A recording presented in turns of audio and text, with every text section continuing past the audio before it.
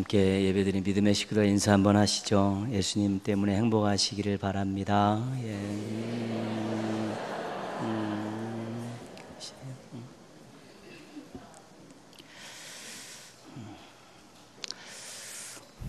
어느 아파트에 붙은 반상회 공고문입니다. 17일 반상회에 도장을 가지고 꼭 참석해 주십시오. 반장과 운영위원 선출이 있습니다. 참석하지 않은 분 가운데서 선출하겠습니다. 반장 100. 반장님의 유머를 볼 수 있는 그런 공고문입니다. 그런데 이런 공고문을 붙인 속사정을 어느 정도 알 수 있을 듯합니다. 주민들이 무관심합니다.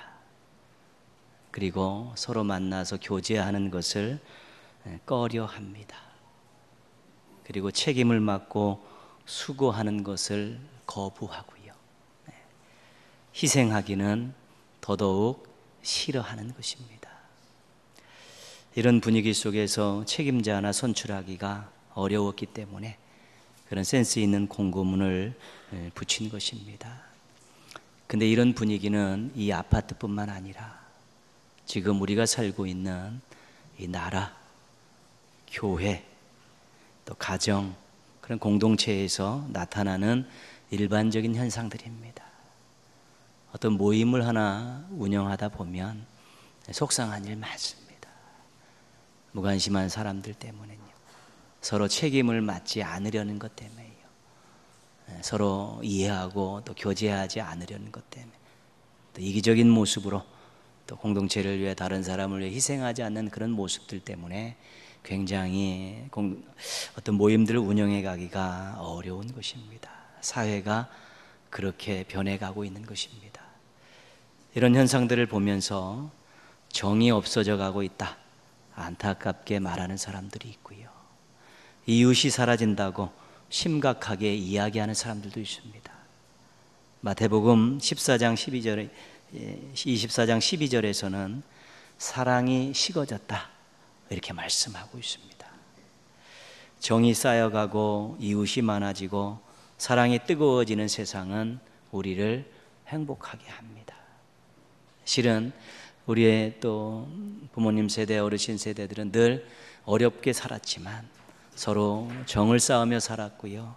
서로 이웃으로 어우러져 살았고 사랑하며 살았기 때문에 늘 그때가 그립다고 이야기하는 경우가 굉장히 많습니다.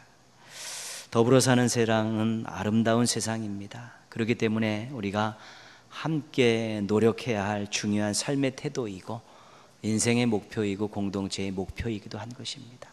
돈독한 정, 또 서로 어우러져 살아가는 이웃들, 뜨거운 사랑들 필요한 것이죠. 신앙인은 실은 정을 두텁게 하며 살아가야 될 사람들입니다. 또 신앙인들은 이웃과 더불어 살아가야 되는 사람들이고요. 또 신앙인은 뜨거운 사랑을 하면서 뜨거운 사랑을 보여주며 살아가야 되는 사람들입니다. 왜냐하면 세상에 빛과 소금으로 살기를 원하시기 때문에 그렇습니다. 빛과 소금으로 산다는 것은 좋은 영향력을 끼치며 살아가는 것입니다. 세상 사람들과 다르게 살아가는 것입니다. 정으로 사람들을 대하고 많은 이웃들과 더불어 살고 사랑하며 사랑받으며 살아가는 그런 모습들이 우리가 빛과 소금으로 살아가는 신앙인들의 모습이라는 것입니다. 우리가 살고 있는 세상에서 주변의 사람들과 함께 더불어서 웃으며 살아가는 우리 좋은 영향력을 끼치는 성도들 되시기를 주님의 이름으로 축복합니다. 오늘 우리는 삭막해지는 세상에 오아시스 같은 한 사람을 만나보려고 합니다. 사랑이 무엇인지를 가르쳐주는 사람입니다. 나라를 사랑하는 것이 어떤 것인가를 가르쳐주는 사람입니다.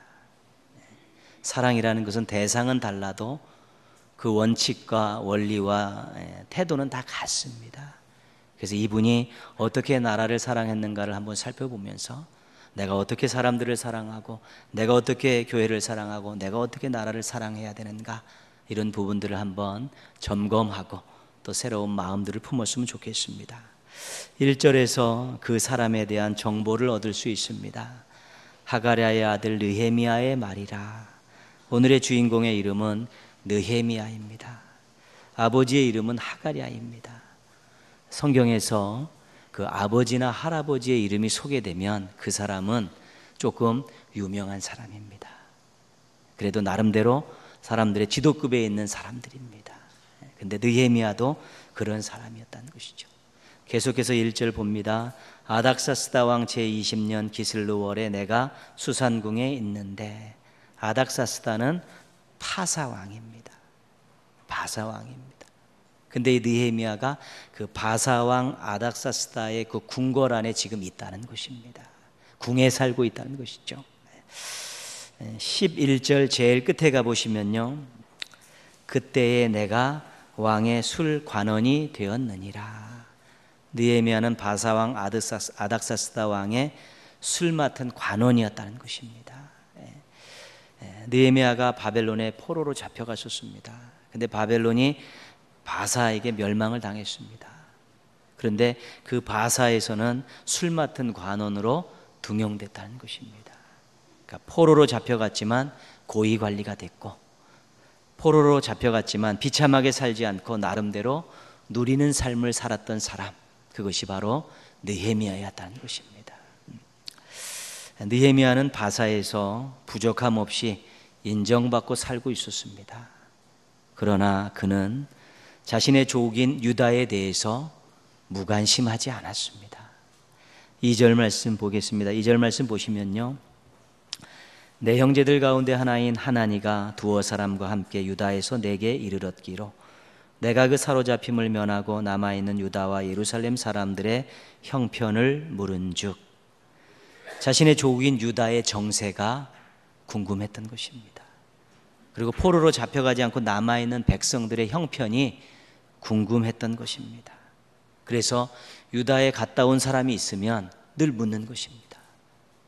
유다가 어떠냐? 남아있는 백성들은 어떻게 살고 있느냐? 늘 궁금해서 그것을 묻고 있다는 것입니다. 관심이 없으면 궁금하지 않습니다. 관심이 없으면 알려고 하지도 않습니다. 관심이 없으면 묻지도 않습니다. 관심이 있다는 것은 사랑한다는 것입니다. 사랑의 반대말이 미움이 아니라 무관심이라는 말은 옳은 것입니다. 같이 한번 따라 하겠습니다. 사랑의 반대말은 미움이 아니라 무관심입니다. 그렇습니다. 사랑한다면 관심이 있는 것입니다. 느헤미야는 늘 자신의 조국에 대해서, 그 백성들에 대해서 관심을 갖고 늘 살피려 했었고, 유다에 갔다 온 사람이 있으면 늘 물으면서 그 정세와 형편을 묻고 알려고 했다는 것입니다. 관심이 있기 때문에 그렇습니다. 사랑하기 때문에 그런 것입니다. 그런데 그들로부터 좋지 않은 소식을 듣게 됩니다. 예루살렘 상황은 황폐이고 남겨진 백성들의 형편은 비참이라는 것입니다. 황폐와 비참이라는 그 소식을 그들로부터 들었습니다. 이 소식을 접한 느헤미야는 충격을 받았습니다. 오늘 4절 말씀 가시면요, 내가 이 말을 듣고 앉아서 울고 수일 동안 슬퍼하며, 터져나오는 울음을 그칠 수가 없었습니다. 며칠을 슬퍼서 앉아 울고만 있었습니다. 다른 사람의 고통을 보고 아무런 감정이 생기지 않을 수 있습니다. 진짜 남의 일이기 때문에 그렇습니다. 그런데 다른 사람의 고통을 보고 슬퍼하고 아파할 수 있습니다. 자신의 일 같기 때문입니다. 로마서 12장 15절은 즐거워하는 자들과 함께 즐거워하고 우는 자들과 함께 울라고 말씀합니다. 다른 사람의 일을 자신의 일처럼 생각하고 반응하라는 것입니다. 이것이 성경에서 말하는 사랑의 한 모습입니다. 성경에서 말하는 사랑의 중요한 한 면은 뭐냐면 동고동락하라는 것입니다. 기뻐하는 사람 함께 기뻐해 주고 슬퍼하는 사람과 함께 슬퍼할 수 있어야 된다는 것입니다. 같이 한번 따라하겠습니다. 사랑은 동고동락하는 것입니다. 그렇습니다. 느헤미야는 지금 멀리 포로로 잡혀왔지만 자기 조국에 있는 그 정세와 형편을 살피면서 정말 예루살렘이 전부 회파되고 그 백성들이 환난을 당한다는 소식을 듣고 자기 일처럼 마음 아파하면서 울고 힘들어하고 아파했다는 것입니다. 왜 그렇습니까? 멀리 떨어져 있고 또 자신과는 별로 상관이 없어도 별 문제가 없는데 그들의 소식을 듣고 슬퍼하고 울고 아파했습니다. 왜 그렇습니까? 사랑하기 때문입니다. 남일 같지 않은 것입니다. 자기 일 같기 때문에 그들의 아픔이 자신의 아픔이고 그들의 아픔 때문에 슬퍼할 수 있는 것, 그것이 느헤미야의 사랑의 모습이었다는 것입니다. 조국의 상황과 백성들의 형편에 관심을 갖던 중 비보를 접한 느헤미야는 너무나 마음이 아팠습니다. 오히려 포로로 잡혀와 있는 자신이 더 행복한 것 같아서 미안했습니다. 오늘 4절 말씀 뒷부분에 보시면요, 하늘의 하나님 앞에 금식하며 기도하여, 관심을 갖던 중에 그들의 아픈 소식을 듣고 가슴 아파하며 울다가 이제는 식음을 전폐하고 기도하기 시작한 것입니다. 조국과 백성들이 고난을 당하는 것, 그것 때문에 지금 아파하면서 금식하며 기도하고 있는 것입니다. 오늘 5절 말씀부터 11절 말씀이 전부 기도의 내용입니다. 기도의 내용을 세 가지로 간단히 정리할 수 있습니다. 오늘 우리 조국이, 우리 백성들이 당하는 이 고난은 우리의 죄뿐입니다. 우리의 죄 때문입니다. 인정합니다. 그것이 첫 번째 기도고요. 두 번째 기도는요, 회개하고 순종하면 돌아오게 하시겠다는 약속의 말씀을 기억해 주십시오. 그게 두 번째 기도입니다. 세 번째 기도는요, 자신에게 조국을 위해서 일할 수 있는 기회를 달라는 기도입니다. 하나님, 제가 조국을 위해, 백성을 위해서 무언가 할 수 있는 기회를 주십시오. 이것이 세 번째 기도의 내용입니다. 관심이 없으면 기도도 없습니다. 다른 사람에 대한 아파하는 마음, 슬퍼하는 마음을 공유하지 못하면 기도할 수 없습니다. 다른 사람을 위한 기도는 수고입니다. 시간을 내고 육체적, 정신적으로 힘을 쏟는 일이기 때문에 수고입니다. 기도가 그냥 앉아서 하는 것 같지만 정말로 진실한 사랑을 가지고 하는 기도는 정말 시간을 내서 해야 되고, 육신의 혼신의 힘을 다해서 하고, 아파하는 마음을 오로지 하나님께 집중하면서 해야 되기 때문에 기도만큼 수고는 없는 것입니다. 신앙인에게 있어서 기도 없는 사랑은 거짓 사랑입니다. 같이 한번 해보겠습니다. 기도 없는 사랑은 거짓 사랑입니다. 그렇습니다. 사랑한다 하고 기도하지 않으면 거짓 사랑입니다. 관심이 없으면 기도할 수 없습니다. 그들의 아픔과 슬픔을 자신의 것으로 같이 공감하지 않으면 기도하기 어렵습니다. 그런데 정말 기도하지 않으면 사랑이 없는 것입니다. 수고하지 않는 사랑은 가짜인 것입니다. 느헤미야가 하나님의 응답으로 조국 유다로 돌아가게 되었습니다. 성벽을 건축하는 책임자로 임명되어 백성들을 거느리고 3차 귀환을 하게 된 것입니다. 느헤미야는 왕궁에 대우받고 편한 자리를 내려놓았습니다. 그 먼 길을, 그 험한 길을 걸어가는 것과 또 예루살렘에 가서 노동하는 그 자리를 선택을 한 것입니다. 느헤미야 5장에 보면 느헤미야가 12년 동안 총독이 받는 월급을 반납을 합니다. 안 받습니다. 12년 동안. 그리고 자기를 호위하는 병사들을 전부 성벽 건축에 투입을 시킵니다. 그리고 총독 관저와 또 그 건축 현장에서 일어나는 다른 모든 접대하는 그런 모든 비용을 사제를 털어서 다 본인이 제공을 합니다. 성벽 건축을 위해서 자신의 모든 권리를 포기하고 있는 것입니다. 자신의 희생을 통해 나라가 잘 되는 것들을 위해서 헌신하고 있는 것입니다. 야고보서는 생필품을 주지 않고 사랑한다고 말하는 것은 죽은 믿음이라고 말하고 있습니다. 요한일서는 말과 혀로만 사랑하지 말고 행함과 진실함으로 사랑하라고 말씀하고 있습니다. 모두가 다 희생이라는 행위를 강조하고 있는 것입니다. 믿음에도 사랑에도 희생이 없으면 가짜라는 것입니다. 예수님이 십자가 희생이 하나님의 최고의 사랑의 증거라는 것 우리가 다 알고 있습니다. 최고의 사랑은 그래서 희생입니다. 같이 한번 해보겠습니다. 최고의 사랑은 희생입니다. 느헤미야는 자신의 조국 유다를 사랑했고 자신의 백성들을 사랑했습니다. 그래서 늘 관심을 가지고 있었습니다. 나라와 백성의 아픔을 자기의 아픔으로 여겼습니다. 수고하며 기도했습니다.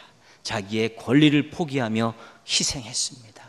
이것이 느헤미야가 나라를 사랑한 모습이었습니다. 나라를 사랑한 방법이었습니다. 우리는 대한민국의 국민들입니다. 물론 하나님 나라의 국적을 가지고 있습니다. 나라에 관심이 있으십니까? 이 나라와 국민들의 아픔을 공감하십니까? 수고하며 나라를 위해 기도하고 있습니까? 이 나라를 위해서 희생할 각오가 있으십니까? 하나님께서 태어나게 하신 나라입니다. 우리는 이 나라의 터를 잡고 하나님을 섬기면서 하나님의 영광을 위해서 살아야 되고 이 나라가 하나님의 영광의 도구가 되게 하기 위해서 끊임없이 노력하며 살아야 될 하나님 나라의 백성임과 더불어서 대한민국의 국민인 것입니다. 그래서 우리가 하나님 나라를 사랑하고 또 대한민국도 사랑하면서 하나님이 영광 받으시는 그 나라를 위해서 끊임없이 노력하며 살아야 되는 것입니다. 우리 주위에 마음과 손과 발과 재물을 끌어당기는 것이 너무도 많습니다. 먹고 마시고 즐기는 것들이 많다는 것입니다. 맛있는 음식과 또 맛집, 스포츠, 영화, 게임, 취미생활 이런 것들이 너무도 많이 있습니다. 당연히 인간으로서 자신 스스로 누릴 수 있는 것들입니다. 그러나 조심하십시오. 거기서 너무 빠져서 나라에 대한 관심을 잃고 신앙에 대한 관심을 잃어버리면 그것은 잘못된 것입니다. 경기장에서 수만 명이 모여서 응원하는 그 현장을 바라보면서 공연장에 모여서 끊임없이 사람에 대해 연호하는 그 사람들을 바라보면서 저들에게 정말 나라에 대한 관심이 있고 하나님에 대한 신앙에 대한 관심이 있을까 한번 생각해 보면 답답할 때가 많습니다. 특별히 신앙인들이 우리 하나님에 대한 관심을 가지고 하나님의 나라에 대한 관심을 가지고 하나님의 영광을 위해서 애쓰고 수고하고 노력해야 될 그 많은 시간들을 헛된 것에 관심을 쏟고 헛된 것에 투자하면서 그냥 일신의 그러한 기쁨을 맛보고 쾌락을 맛보려고 그렇게 살아간다는 것은 정말 하나님 보실 때 죄송스러운 일들이고요. 이 나라의 국민들이 정말 자신만의 그런 쾌락에 빠져서 나라가 어떻게 되든지 상관없다라는 무관심한 모습으로 살아간다면 또 그것만큼 답답한 것은 없는 것입니다. 자신만 즐거우면 된다. 나만 손해보지 않으면 된다라는 이 생각이 우리를 무관심에 빠뜨리는 것입니다. 나라에도 무관심하게 하고 이웃에도 무관심하게 하고 또 신앙에도 무관심하게 하는 아주 결정적인 것입니다. 신앙인들 마음속에 나만 즐거우면 된다, 나만 손해보지 않으면 된다라는 마음이 들면 그것은 신앙이 바닥을 치는 순간입니다. 예수님의 생명의 핏값으로 구원받고 새로운 인생을 살게 된 사람이 그 사랑과 그 희생을 기억하면서 정말 하나님을 위해서 이웃을 위해 이 사회를 위해서 또 축복의 통로 역할을 감당해야 될 사람이 자신만의 울타리 안에 빠져서 자신만 즐겁고 자신만 손해보지 않는다고 생각하며 살면 그것은 신앙이 아닌 것입니다. 바닥을 치는 것이고요. 그것은 타락할 대로 타락한 어처구니 없는 신앙인의 모습이 된다는 것입니다. 자신이 즐겨하고 자신이 좋아하는 것이 행여 나라에 대한 신앙에 대한 관심을 뺏어간다면 줄이셔야 되는 것입니다. 심지어 심한 경우에는 잘라버릴 수도 있어야 되는 것입니다. 줄이지 못하면 그것은 이미 독버섯처럼 자라고 있기 때문에 잘라버려야 되는 것입니다. 관심을 가져야 됩니다. 우리가 이 나라에 대해서 관심을 가져야 됩니다. 정치와 종교가 분리되어야 된다고 한동안 주장했던 시대가 있었습니다. 신앙인은 정치에 관여해서는 안 된다는 그렇게 가르치고 그렇게 주장했었던 또 한 시대가 있었습니다.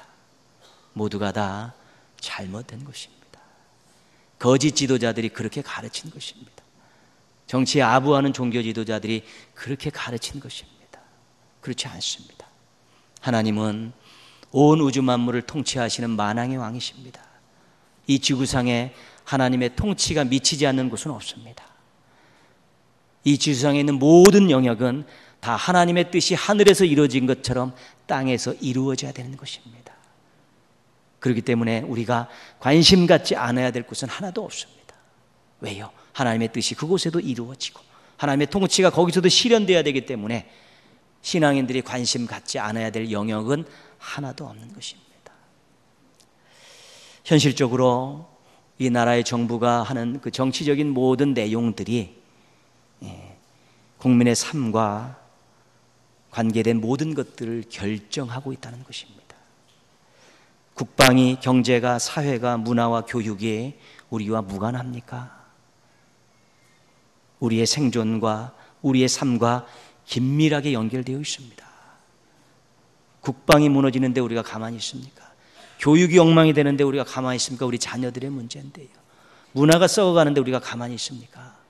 왜요? 우리들이 살고 있는 물이 흙탕물이 되어 가고 있는데요. 정책이 입안하고 모든 되어진 것들이 다 우리 국민들의 삶과 밀접히 연결되어 있고요. 특별히 어떤 것은 우리 신앙인들과도 긴밀하게 연결되어 있는 것이 있습니다. 동성애와 관계된 것들이 정책적으로 법률적으로 확정을 져버리면 하나님의 말씀이 이 나라에서는 무시되는 것입니다. 하나님의 말씀이 발붙일 곳이 없어지는 것입니다. 그런 것들도 결정을 하기 때문에 관심을 가져야 되는 것입니다. 지지할 것들에 대한 지지하지만 거부해야 될 것들은 거부해야 되는 것인데 모두가 다 계속해서 사람들을 우민화시켜서 엉뚱한 데 관심을 갖고 즐기면 나 혼자만 즐거우면 된다라고 그렇게 끊임없이 문화적인 것들을 배태해내면서 국민들을 관심을 다 다른 데로 불려놓고 자기들 마음대로 떡주무리 주무르면서 챙길 거 다 챙기면서 그렇게 살고 있다는 것입니다. 그래서 이 모양 이 꼴이 된 것이고요. 지금 오직 마음 붙일 때 하나 없고요. 어떤 분야를 다 열어봐도 정말 우리들에게 유익되는 것들은 전혀 없고 몇몇 사람들의 지도자들만 유익되는 것들로 그렇게 모든 것들이 돌아가고 있다는 것은 국민들의 무관심으로 인해서 생긴 국민들에게도 책임이 있는 아주 중요한 사안이라는 것을 알 수 있어야 된다는 것입니다. 신앙인이 자기 울타리 안에 빠져 나라에 관심을 갖지 못할 때 나라가 심판의 대상으로 전락하는 것입니다. 남한국과 북한국이 멸망할 때요 그랬습니다. 지도자들이 국민들에게 관심이 없습니다. 자기들만 잘 먹고 잘 살아서 여름궁, 겨울궁, 별장 지어놓고 살고 상하궁 지어놓고 살고 자기들 모든 것들 다 챙기며 살았습니다. 국민들은 국민들 나름대로 국가에 대해 나라에 대해 관심이 없고 지도자에 관심이 없고 그렇게 자기들도 작은 범죄들을 하면서 자기 이익들을 위해 살았습니다. 지도자들과 국민들이 하나님에 대해 관심이 없고 율법에 대해 관심이 없었습니다. 결국 그 무관심이 남한국과 북한국을 멸망길로 치닫게 한 것입니다. 이 나라도 정말 지도자들이 국민들의 관심이 없고 국민들이 나라에 관심이 없으면 심판의 대상이 될 수밖에 없습니다. 그래서 교회가 중요한 것입니다.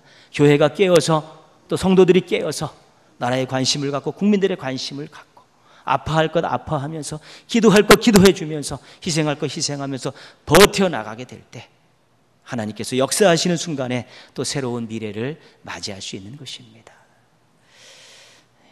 관심이 있어야 함께 즐거워하고 함께 울 수 있지 않습니까? 관심이 있어야 기도할 수 있지 않습니까? 관심이 있어야 희생을 해도 의미 있는 희생을 할 수 있을 것 아닙니까? 우리가 관심을 가져야지 그 다음에 동고동락할 수 있고 그 다음에 기도할 수 있고 그 다음에 희생할 수 있는 것입니다. 희생은 얘기하지 않겠습니다. 관심이 시작되지 않는데 어떻게 희생을 이야기할 수 있겠습니까? 관심부터 시작해서 같이 아파하고 또 수고하며 기도하고 희생하게 될 때 그것이 정말로 사랑하는 것입니다. 여러분이 다른 사람을 사랑하고 여러분의 또 교회를 사랑하고 나라를 사랑하는 그 모든 사랑에 있어서 내가 정말 관심이 있는가, 얼마만큼 관심이 있는가를 제일 먼저 따져봐야 됩니다. 무관심하면서 사랑한다는 건 거짓말입니다. 절대 공감할 수 없고 수고하며 기도해 줄 수 없고 희생하며 섬길 수 없기 때문에 그 사랑은 반짝 사랑이고 가짜 사랑이고 체면치레할 사랑일 수밖에 없는 것입니다. 내일은 8.15 광복절 71주년입니다. 우리가 나라를 위해서 얼마나 마음 아파하고 힘들어하고 답답해합니까? 주권이 없는 나라 같습니다. 이 나라가 한번 치면 맞아야 되고 이 나라가 멱살 잡고 흔들면 흔들려야 되는 그러한 비참한 상황에 있는 것입니다. 선열들의 피로 세워지고 지켜진 나라의 체면이 말이 아닙니다. 130년 전에 복음을 주셔서 새롭게 해주신 이 나라의 모습을 우리가 다 잃어버렸다는 것입니다. 이제는 지도자들에게 맡길 만큼 맡겼습니다. 그들은 그들 나름대로 그렇게 가고 있습니다. 우리 역사가 증명하고 있습니다.